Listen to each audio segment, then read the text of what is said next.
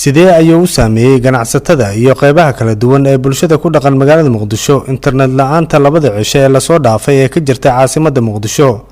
haddaba si aan wax badan uga ogaano dhibaatada iyo saameynta uu geystay maqnaashaha qadka internetka fiber optico ganacsigii magaalada, waxbarashadii, shaqooyinka kale ee magaalada ayaa waxa inoo suurto gashay inaan gaarno dhowr xarumood oo ganacsi oo ku yaala magaalada Muqdisho si aan wax badan uga ogaano saameynta uu ku yeeshay howlaha shaqo ee internetka uu hayay.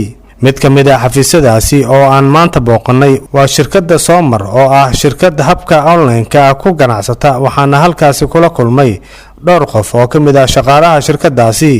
Maslax Maxamed Maxamuud oo ka mid ah mas'uuliyiinta iyo shaqaalaha shirkadaasi ayaa waxa uu iga waramay saameynta uu ku reebay maqnaashaha qadka internetka ganacsigooda. anaga waxaan wax ku iibinaa online oo shirkad online wax ku iibiso badeecadaha kala duwan.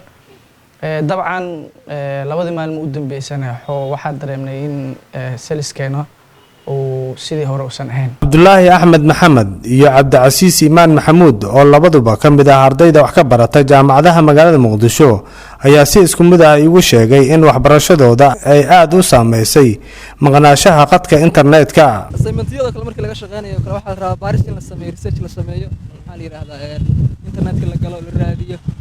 sidoo kale ardayda laftirkooda oo kale group WhatsApp baa la yiraahdo baa jira. sidaan ogeyn markii hore waxaa jirtay one cable oo shirkadda dalka ay leedahay ku qaadanayay. cable-kaas ayaa wadii u go'ay magaalada dhan. waxaa dhici jirtay in internet aan ay dhacdo xawaaladihii hoteeladii ku cidda dhaqdhaqaaqda guurista. Abdisalaan Cabdirashiid Colow oo ka mid ah mas'uuliyiinta shirkadda Muqdisho Power Supply ayaa dhankiisa ka hadlay saameynta internetka uu ku yeeshay howlaha ganacsigooda. sida awgeed xitaa haddii ahaa lahayd communication waxaa dhici karaa wuxuu u wareegay dhinaca internetka.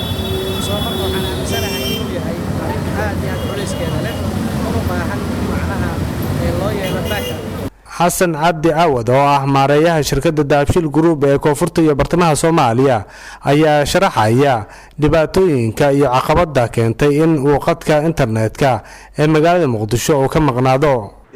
hadda waxaa jira markaa xarigii hore ee wadanka yaalay maadaama oo ay ku socoto cilad bixin xariga Deer 1 oo imika yimi oo aan weli la launch garayn ayaa waxa ku soo beegantay ciladaas.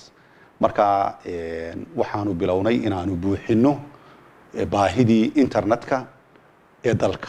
dhinaca kale siyaha wasiirka isgaarsiinta xukuumadda Soomaaliya Injineer Cabdi Canshuur Xasan ayaa barta Facebook-giisa ku soo qoray sababaha keenay maqnaashaha qadka internetka, isagoo xaqiijiyay in maqnaashaha qadka internetka ee koonfurta iyo bartamaha Soomaaliya ay jirto ayna hadda ka shaqeynayaan koox khubaro ah dhawaana la soo gabagabeyn doono. Xasan Yuusuf Cali, warbaahinta qaranka Soomaaliyeed, Muqdisho.